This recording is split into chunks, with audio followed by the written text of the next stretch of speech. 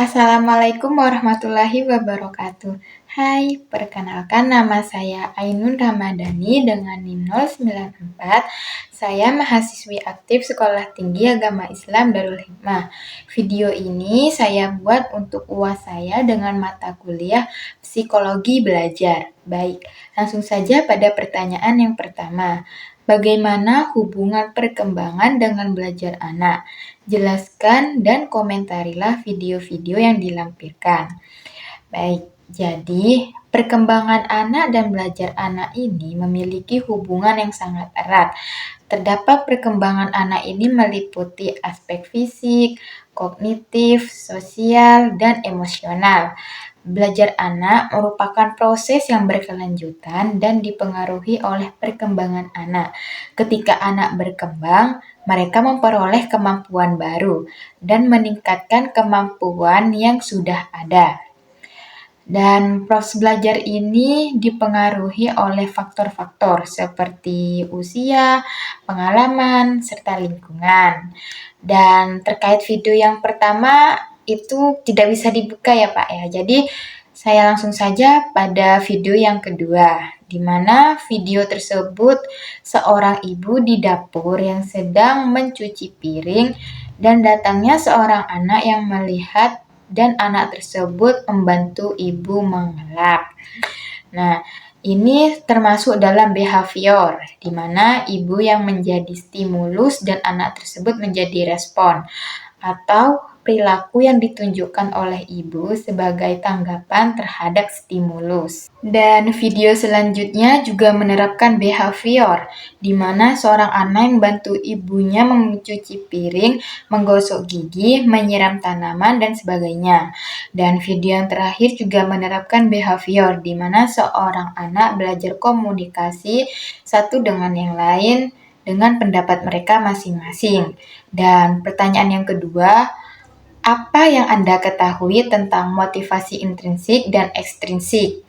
Jelaskan dan berikan contoh motivasi. Baik, jadi motivasi intrinsik ini adalah motivasi yang berasal dari dalam diri individu seperti keinginan untuk belajar ataupun mencapai tujuan.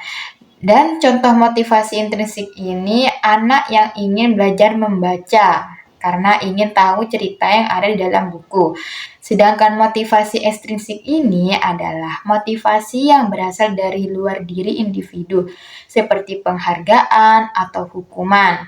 Contoh motivasi ekstrinsik ini adalah anak yang belajar membaca karena ingin mendapatkan penghargaan dari guru. Dan pertanyaan yang ketiga, faktor-faktor apa saja yang mempengaruhi proses belajar?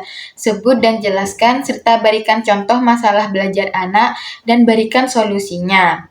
Jadi, faktor-faktor yang mempengaruhi proses belajar ini ada 3. Yang pertama, faktor internal, adanya kemampuan, di mana kemampuan anak dalam memahami dan mengolah informasi.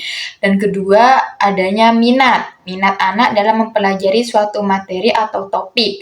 Ketiga, adanya motivasi anak dalam belajar, baik motivasi intrinsik maupun ekstrinsik. Dan yang keempat, adanya kesehatan, di mana kesehatan anak baik fisik maupun mental.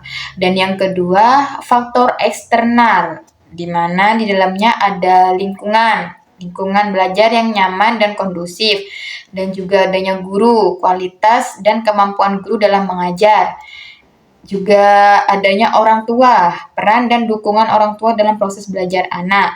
Dan juga ada saran dan prasarana, di mana ketersediaan sarana dan prasarana belajar yang memadai. Dan yang ketiga, adanya faktor psikologis, di mana kepercayaan diri anak dalam mempelajari suatu materi atau topik. Dan juga emosi anak yang dapat mempengaruhi proses belajar. Dan juga ada kemampuan sosial, di mana kemampuan anak dalam berinteraksi dengan orang lain. Dan contoh masalah belajar anak yang mengalami kesulitan membaca karena kurangnya motivasi dan minat. Dan solusinya di sini dengan meningkatkan motivasi dan minat anak dengan memberikan penghargaan dan membuat proses belajar lebih menyenangkan. Dan juga ada memberikan bantuan tambahan seperti les privat ataupun program bantuan belajar. Dan juga ada menggunakan metode di mana pembelajaran yang lebih interaktif dan menyenangkan seperti menggunakan permainan atau aplikasi pembelajaran. Dan juga ada melibatkan orang tua dalam proses belajar anak, seperti dengan memberikan tugas atau kegiatan yang dapat dilakukan secara bersama-sama. Dan pertanyaan yang keempat, bagaimana prinsip-prinsip belajar menurut pandangan aliran behaviorisme yang Anda ketahui? Jelaskan dan berikan contoh. Prinsip-prinsip belajar menurut pandangan aliran behaviorisme yang saya tahu itu ada 4. Yang pertama, prinsip conditioning klasik, di mana perilaku yang dapat dipelajari melalui proses conditioning klasik ini yaitu proses mengaitkan stimulus yang netral dengan stimulus yang sudah ada hubungannya dengan respon tertentu. Seperti contoh, anak yang belajar mengaitkan suara bel dengan makanan.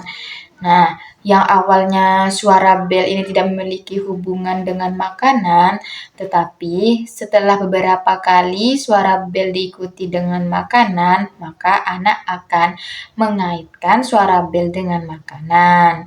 Dan yang kedua, prinsip conditioning operant, di mana perilaku ini dapat dipelajari melalui proses conditioning operant, yaitu seperti proses mengaitkan perilaku dengan konsekuensi yang dihasilkannya.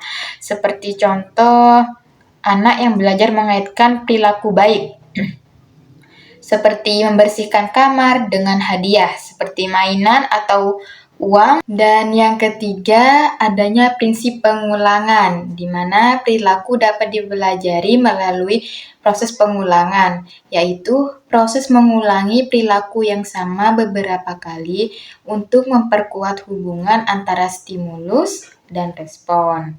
Seperti contoh, anak yang belajar mengulangi kata-kata baru untuk memperkuat memori dan kemampuan berbicara.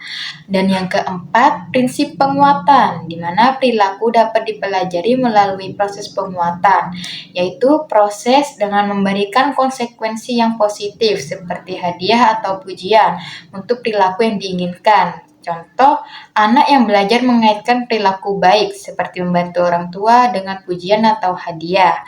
Dengan demikian, aliran behaviorisme ini memandang belajar sebagai proses perubahan perilaku yang dapat dipelajari melalui conditioning klasik, conditioning operant, pengulangan, serta penguatan.